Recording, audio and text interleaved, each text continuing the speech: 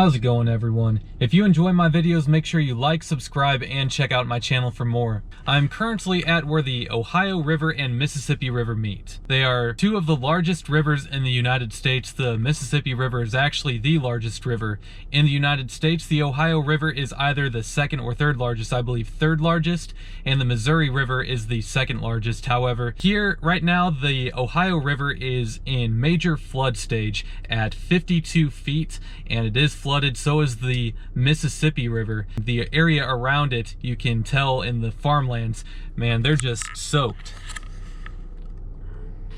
Also right here is a town called Cairo, Illinois. Some of you may have heard of Cairo, Illinois. Some of you may have not. However, this is a town of about 2,000 people. At its peak, Cairo had 15,000 people. Some of you are familiar with Cairo's story, I'm sure, and the state of condition that the town is currently in. Some of you may not be aware of that. However, that's why I'm here, is to show you. It has a very unique history and a very interesting story, does Cairo, and it kind of rivals the history of some of the larger cities in the US. And that's what makes this place unique. The thing that is different about Cairo, you know, it has suffered a lot of violence in its history and a lot of racial riots. What makes Cairo different is that it is such a small town out in the middle of nowhere. It is not near a major metropolitan area. It is near Memphis, Tennessee. That is about 2.5 hours away. Then you also have St. Louis, which is about 3 to 4 hours northwest. Chicagoland is 4 to 5 hours north. So there is no metro area near here. Economic development is very little, if there is any at all. And the county that Cairo is in is called Alexander County. At its peak population, there was 25,000 people that lived here. Now there's only 5,500. So very little economic activity.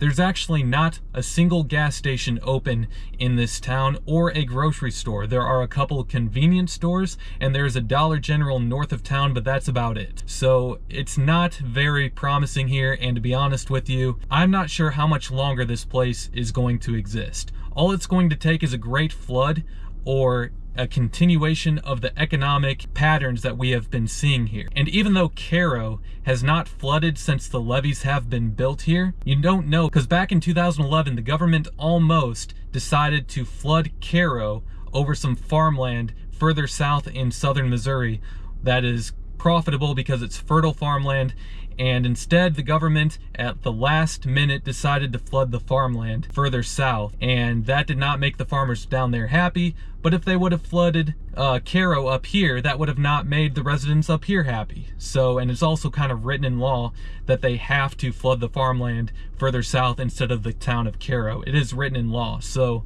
they had to do it. If you're not aware of Cairo, I'm here to show you. In this video, I start several miles north of Cairo and I head south through what you could call suburbs of Cairo, through Urbandale and Future City, and you'll see why I show you those places here in a few seconds.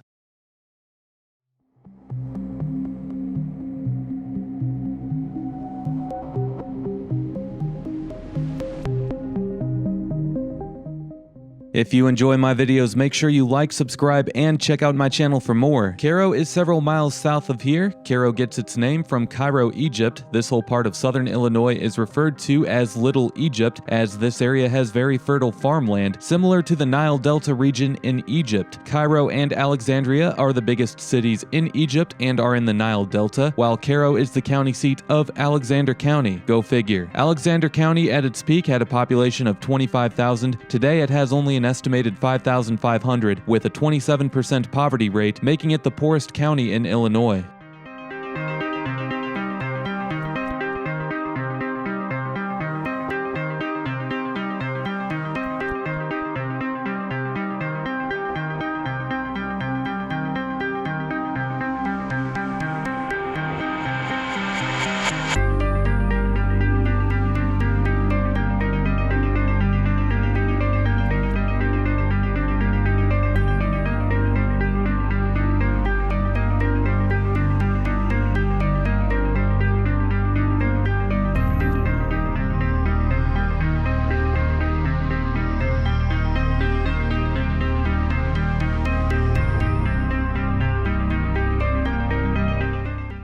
This is Urbandale, a few miles north of Cairo. There's not much out there on Urbandale when you try looking it up. It looks like it's seen better days. It's very sad to see anywhere that looks like this, but especially isolated communities like ones in this part of southern Illinois, where the tax base is shrinking every year, sucking away more hope with every person that leaves.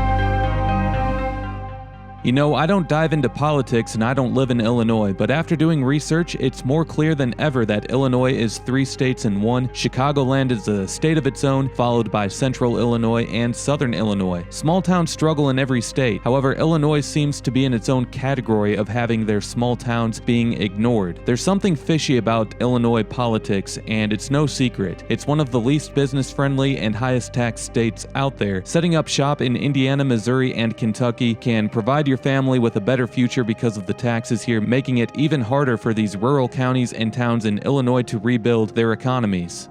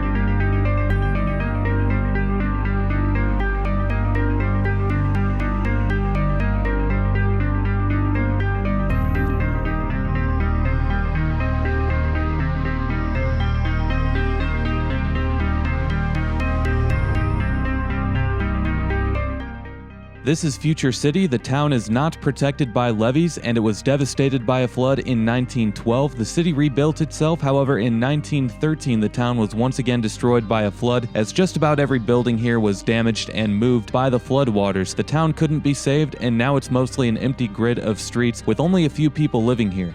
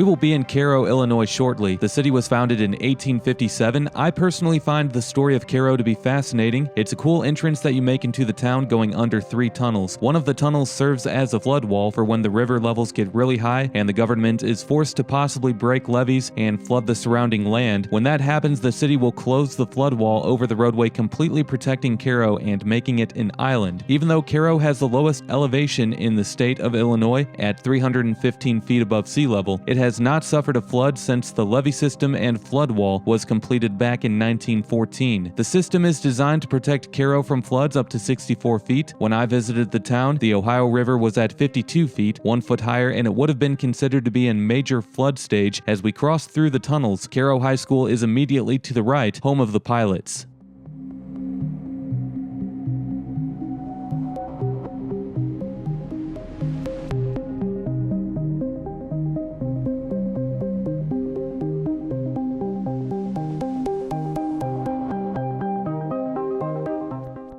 To the left ahead, we will pass an open grass area. It is one of 2 former sites of apartment complexes that were demolished in the summer of 2019. It is April 3rd, 2020 when I filmed this video. Both apartment complexes combined for 280 living units and supported 15% of the town's population. The site on the left was formerly the site of the Elmwood housing units. The reason for demolition was forced by federals as the buildings were considered to be unsafe for living, full of asbestos, out-of-date plumbing, and poor insulation. I have attached a video link below in the description when Vice News does a story on both apartment complexes.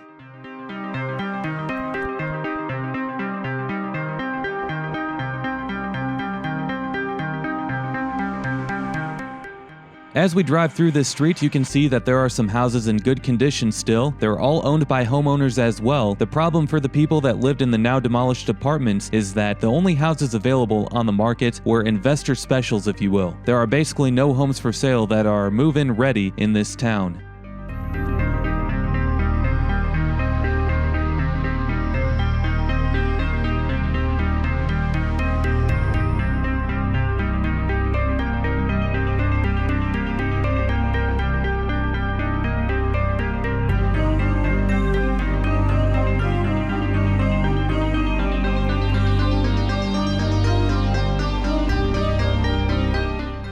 During the Civil War in 1861, the U.S. Navy made Cairo a naval station for the Mississippi River Squadron. In 1862, General Ulysses S. Grant had Fort Defiance built to protect the confluence of the rivers. Cairo grew in its early days as a shipping hub, given its location at the confluence of the Ohio and Mississippi River. Once a railroad came through the town, that boosted the economy more and made Cairo a transportation hub. There were no bridges over the rivers early on, which allowed passenger ferries to employ people in the town. In the mid-1940s, the population had peaked at 15,000 residents.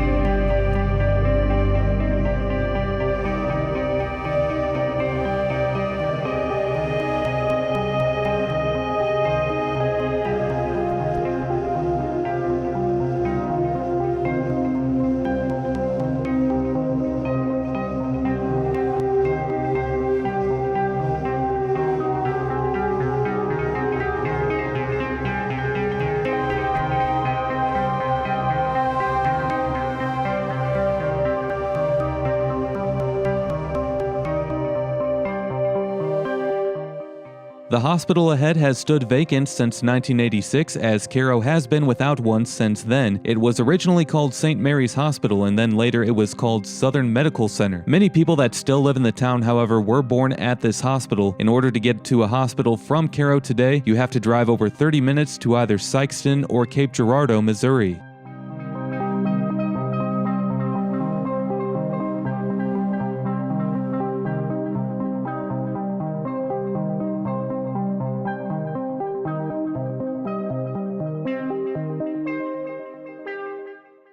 In the field to the right past the blockade of the street is the second apartment complex that was demolished in the summer of 2019. It was called the Mcbride housing units. Once again, for a featured story that looks more into both the Elmwood and Mcbride housing units, I have attached a link to a video done by Vice News in the description below. Meanwhile, I take a lap around the site that used to be called the Mcbride housing units.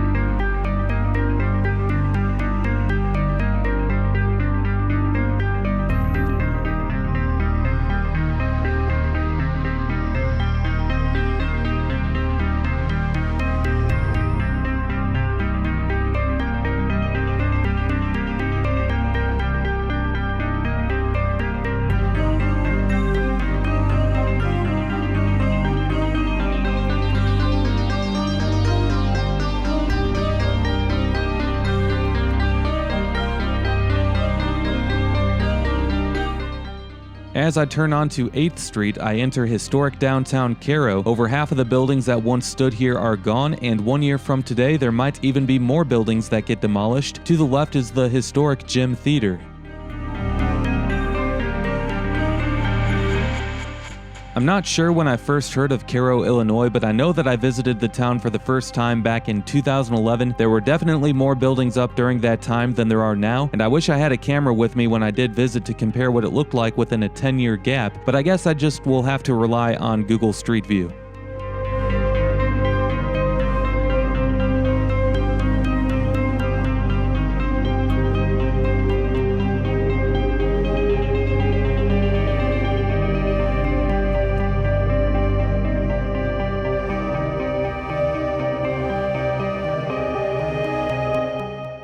I can only imagine what it once looked like during Cairo's peak, with buildings lining both sides of the street, which is called Commercial Avenue. However, I'm not sure if that was a good time to be alive. Most of the reason why Cairo looks the way it does today is because of racial tensions and violence. In July of 1967, an African-American soldier that was home on leave was found hung in the Cairo police station. Every police officer was white. African-Americans began rioting the day after, and it was a part of many other major U.S. cities that began rioting due to racial injustice back in the summer of 1967. In response to the rioting, the white community of Cairo, led by the sheriff, formed a group called the White Hats. Citizens that were a part of the group wore a white hat and started patrolling the streets. In December of 1969, more riots broke out, and this time businesses were burned as African Americans were not given a fair chance at employment at many of those businesses. In response to that, in 1970, the city adopted an ordinance banning picketing within 20 feet of a business. That created even more violence and riots from the African American community, and I can't imagine being part of a group of people that treated another group of people so poorly just because they looked different than me. That's a lot of what happened here, and not only here, but across much of the United States, unfortunately so. It happened here, however, on a worse scale than it did in many other places, and for that reason, I'm not sure if Cairo ever was a good place to live.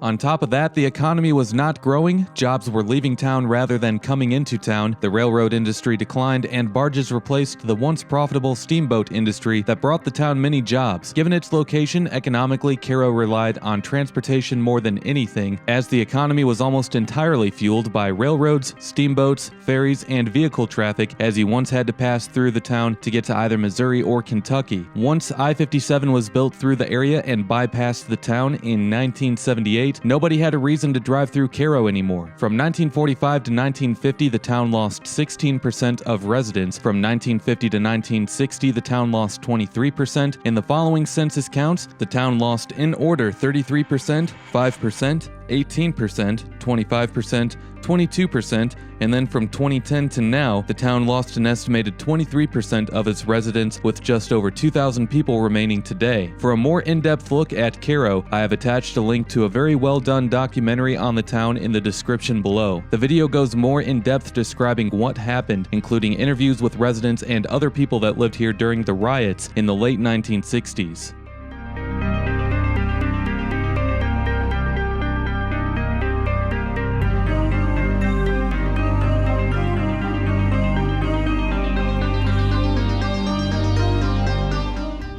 On the right ahead is an apartment building that I'm guessing has every unit occupied, since there just is nowhere else available to live in this town. Many people want to stay here because their families are here and it's what they know, and that's completely understandable. It's hard to leave home. Some people want to leave, but can't leave because they don't have enough money to make the move, and that is sad. There's barely anywhere to work here to make a living. All of the businesses have shuttered long ago, leaving the unemployment rate in Cairo at 7.2%, which is double the US average.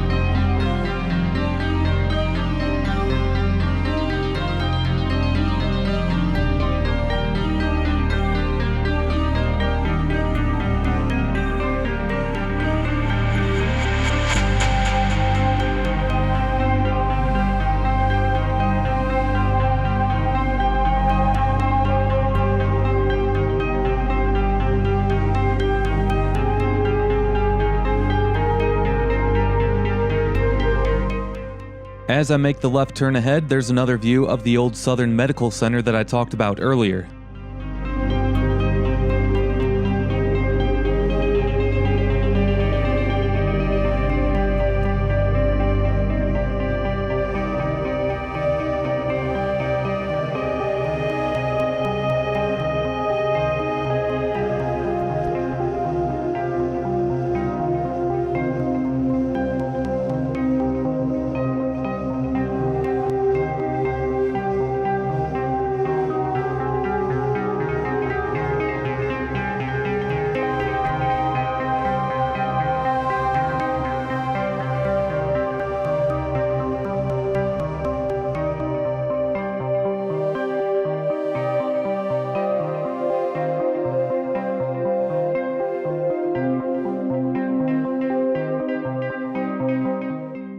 As I turn left here, this is what is known as Millionaire's Row, full of beautiful houses that were built in the late 1800s and early 1900s. Stay tuned to the very end to see some more shots that I took from driving through this town.